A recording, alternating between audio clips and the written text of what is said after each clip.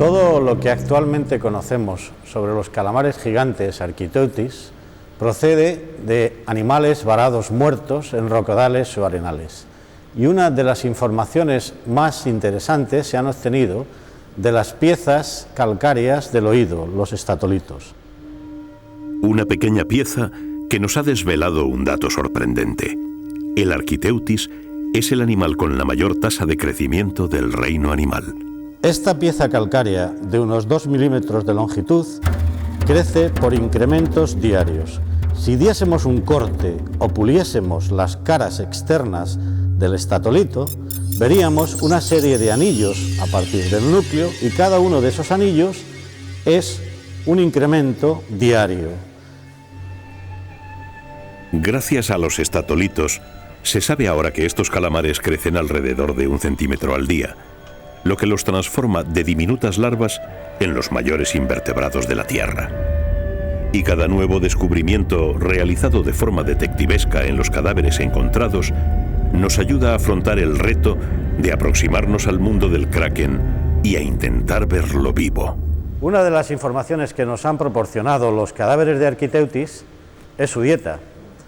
Se alimentan fundamentalmente de peces y de cefalópodos. Estas presas las capturan con unos largos tentáculos que al final acaban en unas mazas. Esas mazas, en la parte media, en su mano, tienen unas potentes ventosas y en esas ventosas hay unos anillos quitinosos dentados. Una vez que las presas son sujetadas por estas estructuras, de las cuales es prácticamente imposible que se suelten, son transportadas por los tentáculos hacia la boca. Allí, 2 poderosas mandíbulas, una superior y otra inferior, quitinosas, con filos cortantes, las trocean. Y con la ayuda de una lengua rasposa, la rádula, son engullidas. Mucho es lo que hemos aprendido los científicos del estudio de los cadáveres de los calamares gigantes. Pero una sola imagen de estos animales vivos en su medio natural nos proporcionaría una información increíble.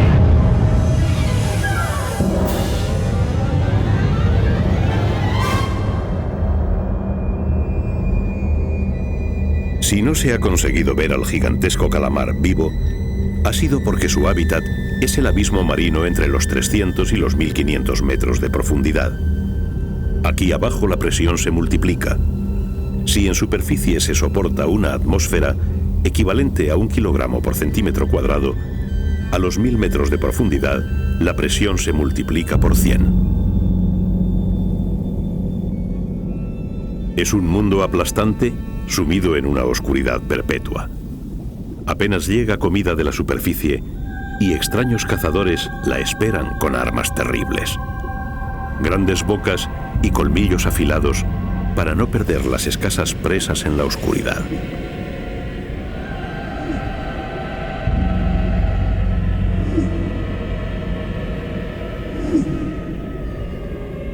Adaptarse a este mundo extremo ha generado seres extraños, formas desconcertantes que a nuestros ojos se convierten fácilmente en monstruos.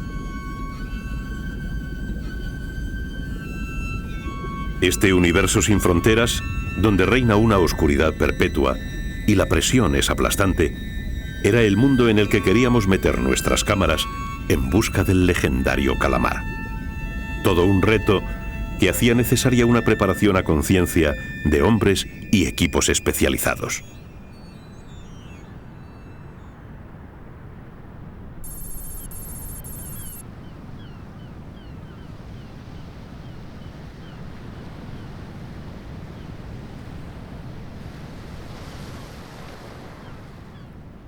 Habíamos empleado algo más de un año para diseñar sobre el papel la campaña. Ahora nos quedaban largos meses de trabajo para materializar todos los ingenios y soportes técnicos que permitirían meter nuestras cámaras en el abismo asturiano de Carrandi. La cuenta atrás había comenzado.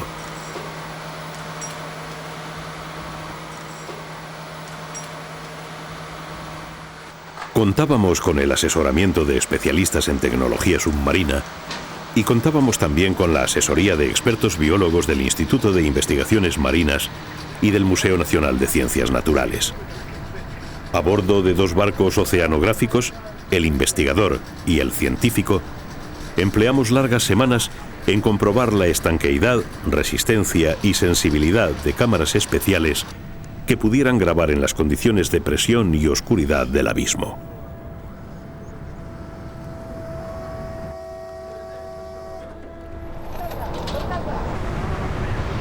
El tiempo se nos echaba encima. Queríamos emprender la campaña a finales del verano y el mar Cantábrico no era un escenario fácil para trabajar. Mientras se probaba la estabilidad y flotabilidad de las boyas diseñadas para soportar las cámaras, nuestro ingeniero jefe, Joaquín de Gracia, realizaba los últimos ajustes a la pieza clave de nuestra campaña, un maletín especialmente diseñado para el proyecto Kraken.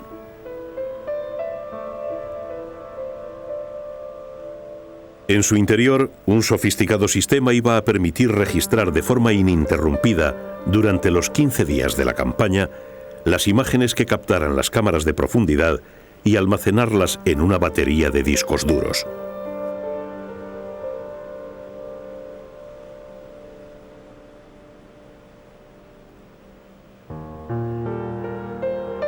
La complejidad del sistema se debía a que necesitábamos de él una autonomía total y decisiva en la campaña. El maletín permanecería en el interior de una boya de flotación y estaría conectado por un grueso cable de fibra óptica a la estructura de sujeción de la cámara, una estructura que contaba con un sistema de iluminación regulable, luces infrarrojas y diferentes atractores acústicos y luminosos que servirían como cebo.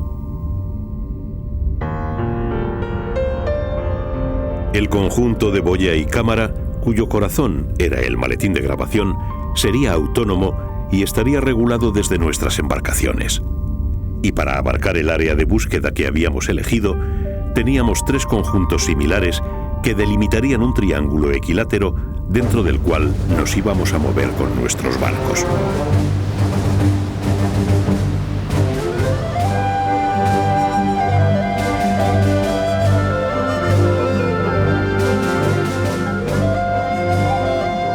Por fin llegó el día esperado. A bordo de los buques Investigador y Científico de la Compañía Investigaciones Marinas, pusimos rumbo al caladero de Carrandi. No íbamos solos en nuestra aventura. Para realizar la campaña, habíamos pedido una zona de exclusión que mantuviera libre de tráfico marítimo el área de estudio. Y la patrullera Mouro de la Armada Española nos acompañaba para garantizar su cumplimiento. Por fin, 2 años después de empezar a sopesar la idea, salíamos en busca del legendario calamar gigante.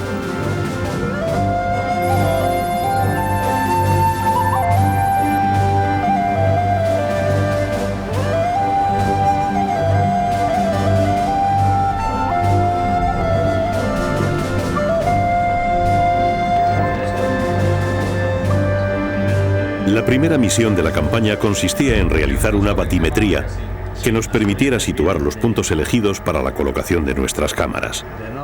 O sea, 43, repite por favor. 43. Sí, 43, 54 y 529. A 43 grados 56 minutos norte, 5 grados 29 minutos oeste, localizamos el llamado Pozo de la Vaca, un estrechamiento del cañón submarino donde colocaríamos las 3 cámaras a 800, 700 y 500 metros respectivamente. Ahora navegábamos sobre la fosa de Carrandi, el territorio del enigmático Kraken.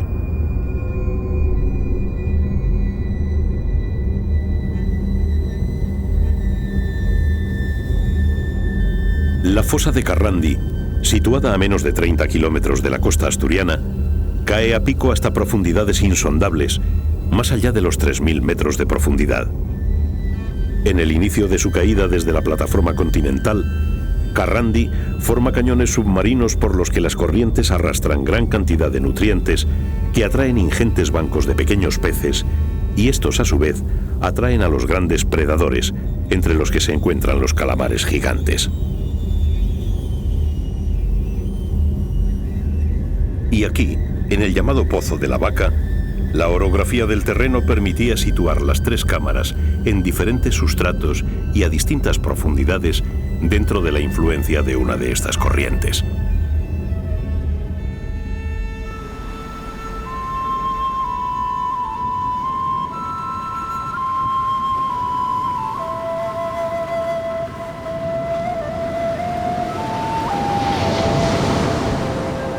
Si diseñar, construir y probar las cámaras fue una tarea compleja, colocarlas en los puntos elegidos supuso un reto formidable.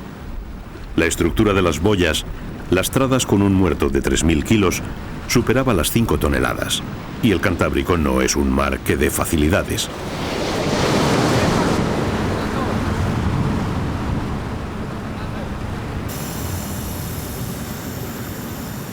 Por fin, estabilizado el fondeo de la primera boya, llegó el momento de enviar una de nuestras cámaras al abismo.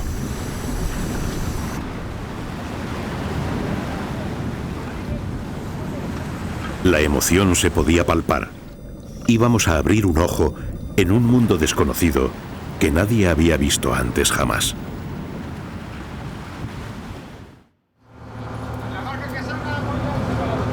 Tira, que tiene que tirar él. Según descendía la cámara, el cordón de fibra óptica que la uniría con la boya nos indicaba la profundidad de descenso.